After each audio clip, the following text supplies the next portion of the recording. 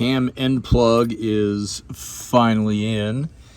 Not that it actually will make a difference, but, you know, just whatever little extra RTV was. I only put RTV on the edge of it.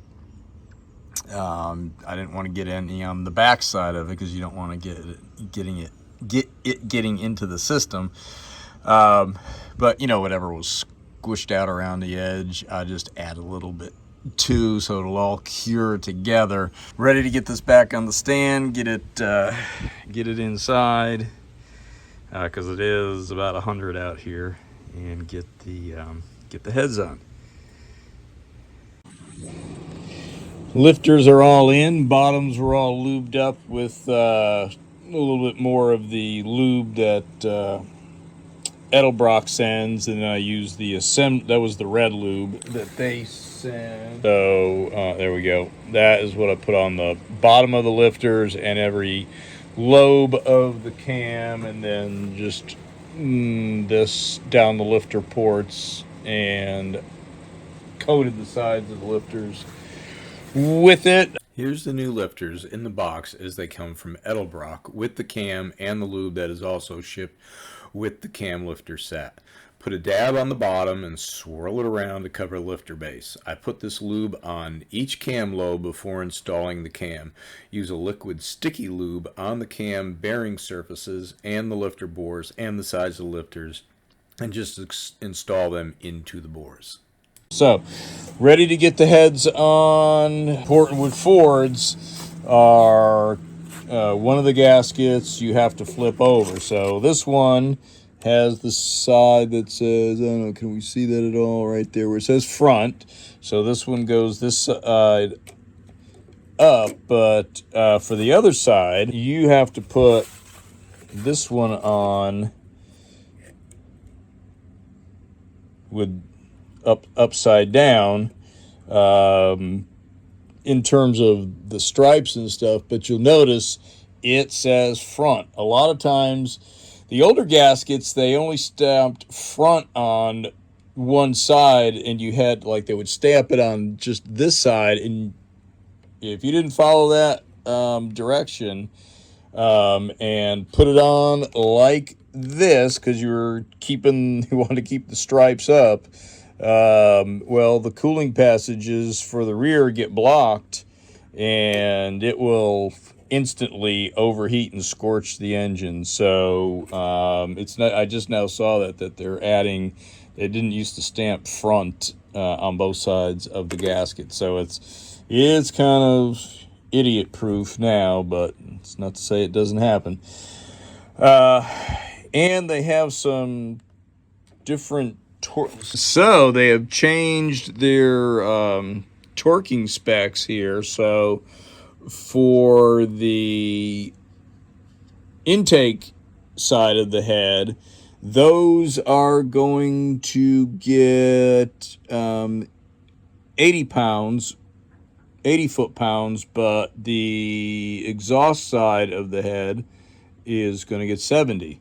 So that's kind of new and different, but somewhere on here they go through long. You see, failure to do so can lead to excessive cylinder head lift, resulting in combustion, gas, and coolant leakage. Although these specifications may differ from those previously issued by Ford Motor Company, they are the result of extensive research and testing. So Ford themselves is saying do 80 on the intake half of the head and 70 on the exhaust. So I'm curious. I'm going to look back at my older specs and see if it might have just been 70 all the way around and they raised it to 80. So now, finally, without further ado, the heads will go on. All of those. See, where is it? I will be using, I coat the threads. I like this aviation gasket sealer. Been using this, I don't know, for close to 50 years. I will run the thread bolts over the wire wheel and then I'll coat it with because these go into the water jacket, and if you do not seal these threads, water will find its way back up out. It will happen, guaranteed. So seal your threads on any engine design where they go into the water jacket. So that's what I will be doing. All right. It is time for lifter preload valve train installation checks. So I'm at top dead center and have the distributor in and locked in, snug down. Sometimes, if you've never done this before, the drive shaft for the oil pump will inhibit the distributor from going down all the way in the position you want it to. It'll drop in somewhere, and it turns, when you're dropping it in, the rotor, the distributor, turns clockwise.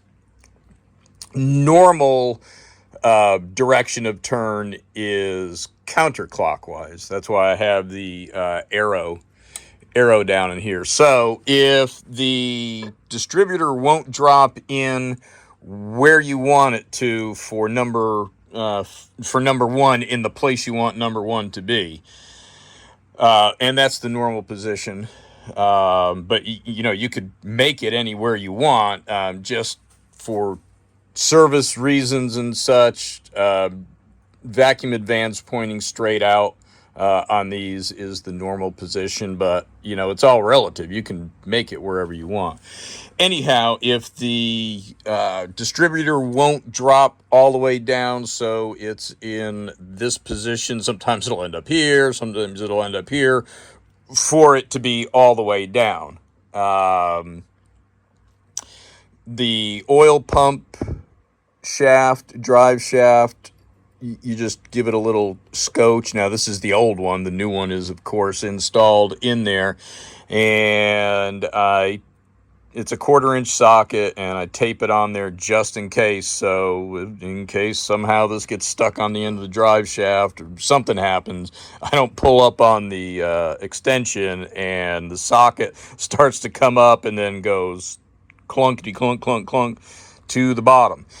So you just give it a little turn one way or the other. It really won't matter. It's just probably like just a little. Just give it a little bump and try it again, and then all of a sudden, bang! It'll drop right down in the position you want it to, all the way down. So enough of that.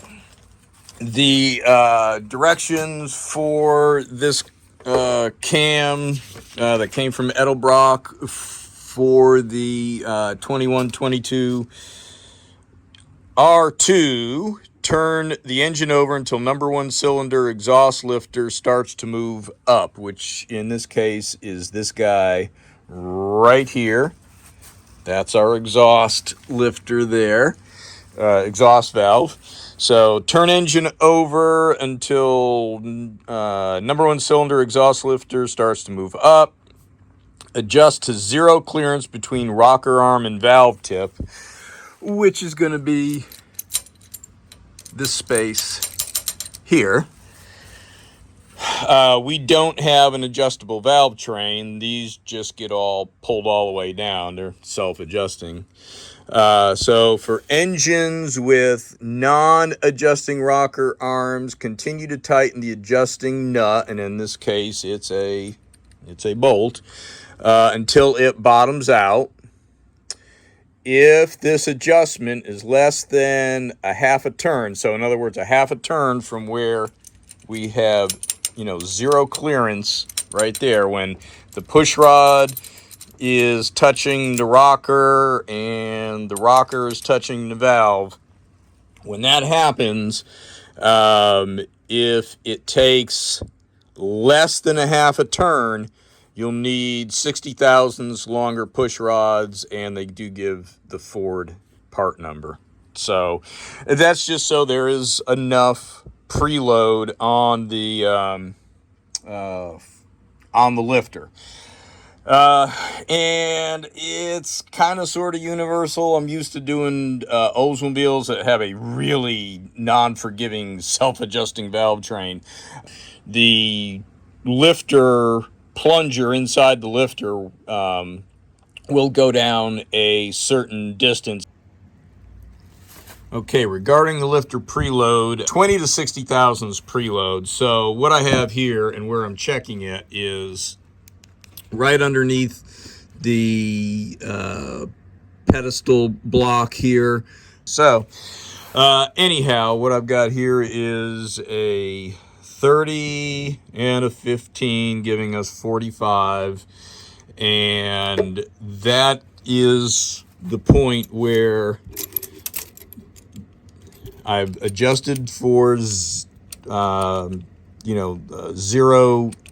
clearance right when the exhaust lifter begins to come up with the engine being turned in clockwise from the front, normal direction of travel. Right when that lifter starts to come up and you tighten this down until you get zero clearance. And then, I just came up with a combination of feeler gauges to find out what that clearance is, and seems to be 45. You got to be careful not to start small and then build up, because you can put too thick in there, and what you're actually doing is moving the push rod to move the inner plunger down. So we're good with 45,000. So I'll go ahead and check the rest. So I'll tighten this down, which will close up that gap, and then move that plunger down. And then I'll just check them all the way down the line. Everything should be good. I put straight edges across the tops of the valves. The only one that is a little bit higher, like I already knew, is number 8 exhaust, and it's, what did I get? Like 7 or 8 thousandths higher. It was sticking up, and that's kind of relative too, because all these valve tips were faced, and so their overall length's a little bit different. But I knew that one was going to be a little bit longer, so that one might end up with a little bit higher preload, but as long as I'm more than 20 and less than 60, I should be good. So on with the show. Intake is ready to go in. Where is it? I'll reach over. It's over there. Surfaces are cleaned. Don't use these. They're junk. Throw them away. They don't, they're never, ever, ever going to fit. They will gush out this way. They'll gush out that way. Why they insist on putting these in? They're junk. Get rid of them. Use this. I used that 20 years ago or similar facsimile, and there were 0 leaks. I'll put a little bit of bead right in around the water. I'll take a Sharpie and kind of trace that line out so I know where the gasket sits on all the water passages. And then just go just inside of it, just a tiny little bead on both the head side, and you can see over time they rust out and they get pitted. So yeah, definitely just a little tiny bit around there, around all those 4 water passages. The gaskets are labeled head side. So again, do what it says. There are 2 style gaskets, 2 sets of intake gaskets. So these are for the later model. I think that go all the way up to 92 or whatever. So just read the directions. Whatever gaskets you use, I prefer to always use Felpro.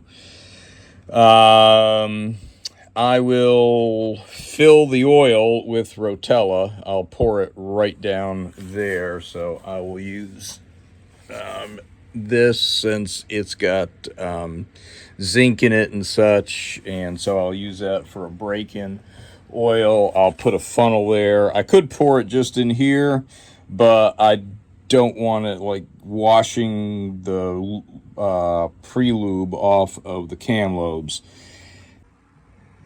Intake gaskets are in place and the intake's ready to go on.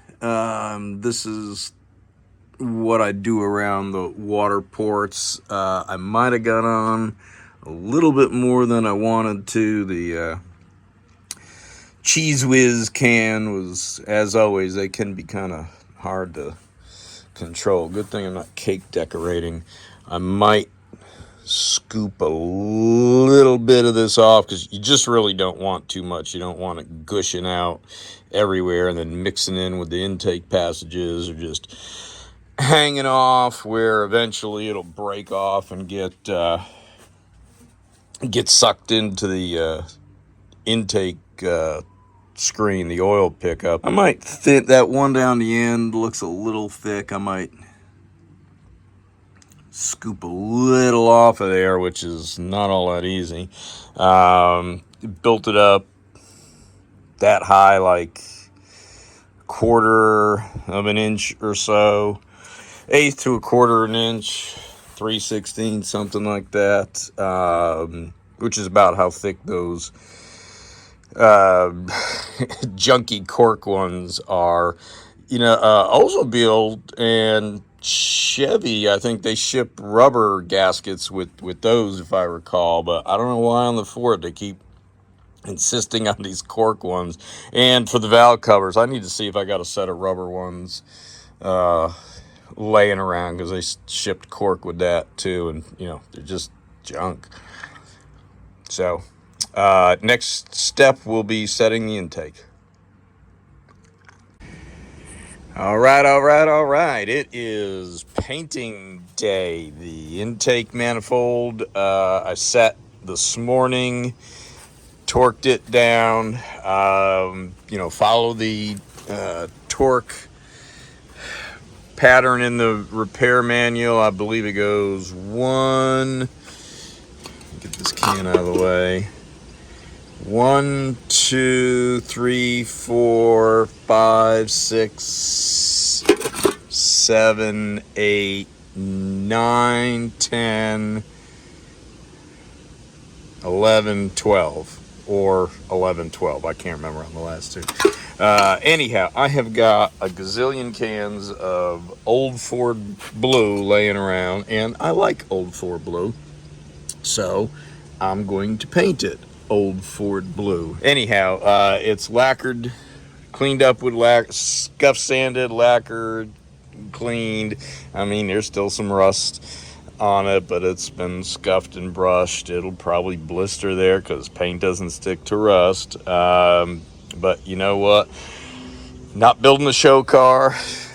It just needs to run and look as good as it can. So, and get in the truck. It needs to get in there. So ready to spray this. Also when torquing these, you do it in stages. You know, first kind of snug them down, and you can see how, you know, it gushed out here, and it more than likely gushed out equally on the same side on the inside, but is all gonna hold together. But you just keep going through the sequence. I first bring them down to like 10, 15 pounds, and you go through, and you know, it's just they keep loosening up as you pull it down, and then go up. I did them to 23 pounds, and you know, you're gonna go through that sequence several times, and then you just keep checking it, and then finally I'm using a click type, dial type torque wrench, and they will, you know, then, you know, it'll just go click, click, click, click instantly. And I just kind of watch as I do the ends, especially to see that it's kind of, you know, gushing it out to know that it's pulling it down and sealing. So these are all indicators in here that took place. So anyhow, without further ado, it is time to paint this thing, and well, it sure is blue.